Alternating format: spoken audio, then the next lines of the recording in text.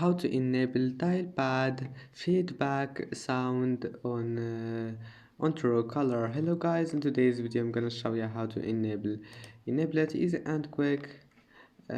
First just open Truecaller, and once you're here just click on your profile here in top corner, and then click the settings icon and click calling, and once you're here just scroll down until you find this one, tailpad feedback. Click on it.